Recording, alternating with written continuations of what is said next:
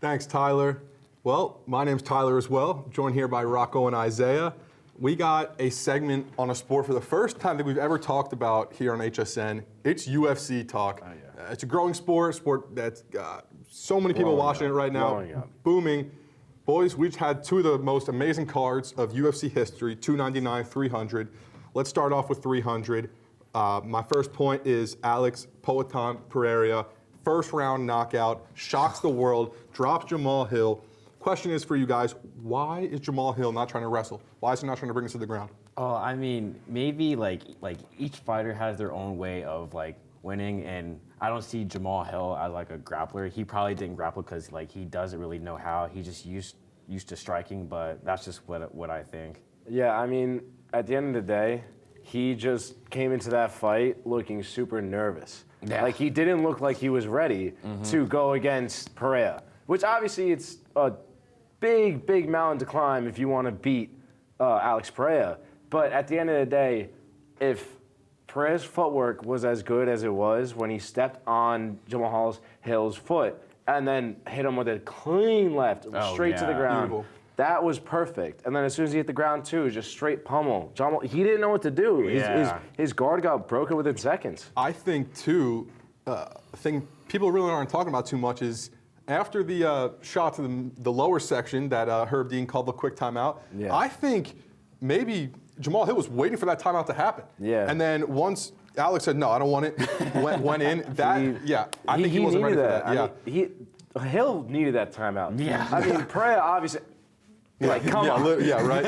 He's on the ground, he's done. Yeah, it was a beautiful fight all around. Speaking of viral moments from that night, the BMF title was up for grabs, and Max Holloway knocked out Justin Gaethje in one of the most spectacular knockouts we have seen in UFC history. One BMF Holloway. Totally. I'll say myself, God. I think that was maybe the worst I've ever seen Justin Gaethje fight. Honestly. I know he got poked in the eyes a couple times, unintentional, but Gaethje's beaten guys like Poirier, Chandler, Donald And Cerrone. Poirier, might I say, Poirier when he was in his prime. Oh, 100%. That. The thing is, when you see Gaethje like this, where his guard is broken so easily, as soon as Holloway was meet me in the middle, Gaethje, his guard was just nothing. I know they were both throwing hands and trying to land, bombs. but Gaethje just stood there, his guard got broken, he was just swinging. It looked uncoordinated, did not look that well, and then Holloway just the cleanest, right to the chin. Gaethje done for 2 minutes on the ground. Flat down. And the crazy thing is you got to think of it from this.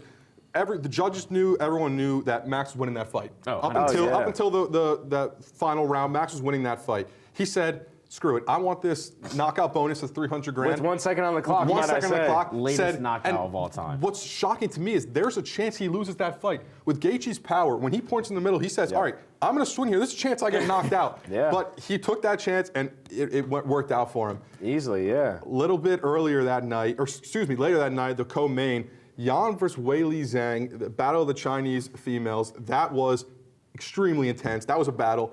I'm very impressed by Yan. She didn't end up getting the win. Weili Zhang got the win, but she's an animal, and the fact that they went the distance, it was really impressive to me. I mean, for sure, they both look good. The grappling that happened during that fight, it was some of the best grappling you've ever seen. No, they were on the ground for male or I think female.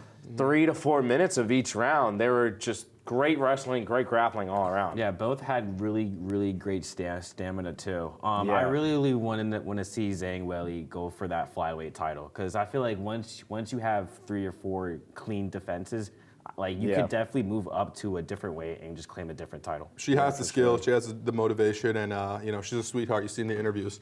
Yeah. A little bit later, probably the last segment we're going to touch on. Oliveira in a shocking loss to Arman Tsarukyan. So upsetting. And this was shocking. I mean, Oliveira, we've seen this guy is one of the top fighters in the whole roster. He's a dog.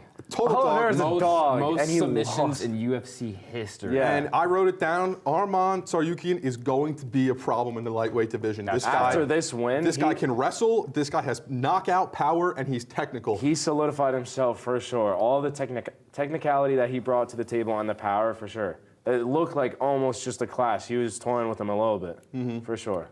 Yeah. I mean, it was like the same thing with Sean O'Malley. He just put on a masterclass. Yeah. If we had a little more time, touch on Sean O'Malley and UFC 299, which was another amazing show. But speaking of amazing show, we got more for you coming up right now. Thanks for watching.